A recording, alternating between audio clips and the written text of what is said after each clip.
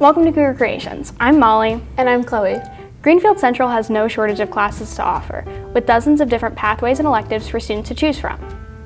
Some of these pathways are more well-known, but some of them are more hidden. Today we're going to uncover these classes to help introduce them to more students. One of these lesser-known classes is critical thinking, where students learn research and debate tactics to better formulate their arguments. Today, I dove deeper into this class and how it functions. If you're wondering about the critical thinking class, you first need to know what critical thinking really is. So critical thinking is all about argumentation and being able to kind of look at a problem or look at an issue and think about it, as logically as possible so that you can, argue a point or, have an opinion on that issue and be able to argue that opinion. So it's a junior senior class, so you're going to have to take freshman English first. You're going to have to take, going forward after next year, sophomores have to take speech and I think American Lit. When you first hear about critical thinking, you might not see the need or reason for this class, but here's why it might be one of the most important classes. Well, I wrote the class. I developed the class a couple years ago, and I did that because I saw that people were losing the ability to argue effectively. Right? They were, being very emotional. They were fighting, with each other and not being able to really talk about the issue that was at hand. So I just kind of felt like that was a skill that was being lost, and if I could do something to kind of help bring that skill back for the younger generation, I was going to do that. Get your first 5 results. Turn to a partner. Right? If you have to move so that you're near someone, go ahead and do that. And then find one video that you have that your partner does not, and vice versa.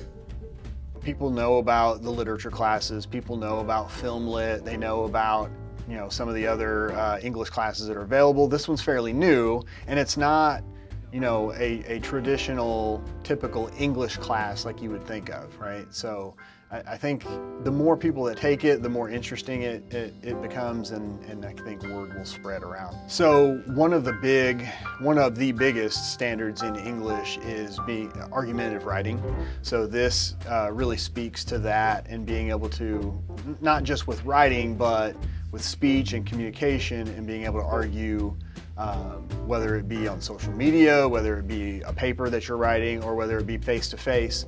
In this class, you are learning lots of lifelong communication skills, and the dynamic of the class will further help prepare you for the future.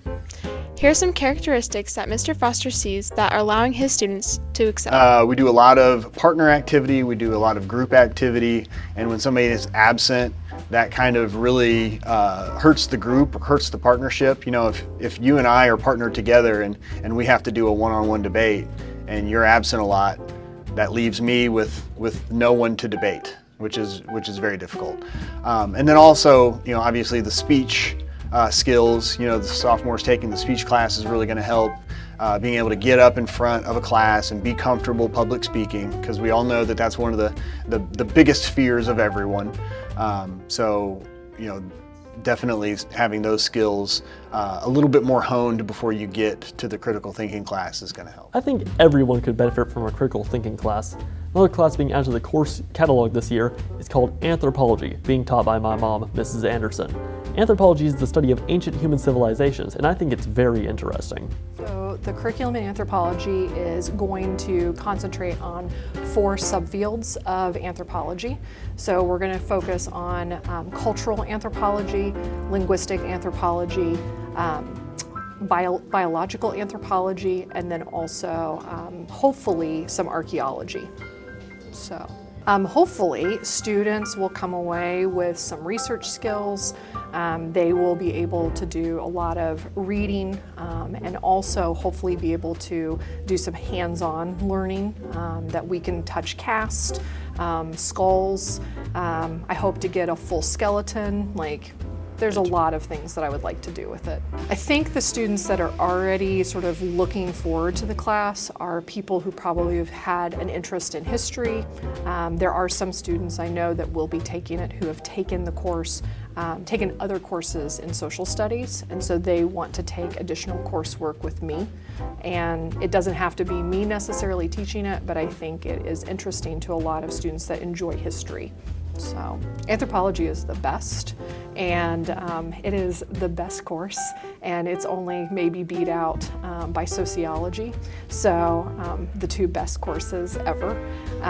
But I think it is going to offer them maybe a different worldview and a different maybe alternate perspective or additional perspective, because it is really about the study of humans over a multitude of years, and also looking at artifacts, the way we've developed, evolutionary change, language changes, things like that. So there are some similarities between anthropology and sociology. Sociology tends to be the study of humans from a group perspective, always.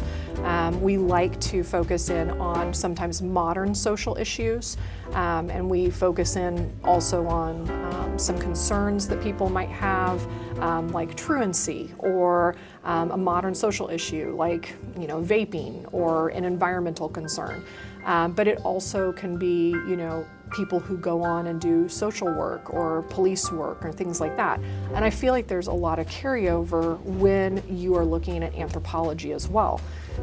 A lot of forensic anthropologists work alongside our detectives, a police department. A lot of sociologists are often, maybe called in and doing the same. And so there's some carryover there. Anthropology, though, is much more from a historic or ancient or artifact background, and that's not really what sociology is. Anthro really requires you to have more human artifacts or human remains that we would work with.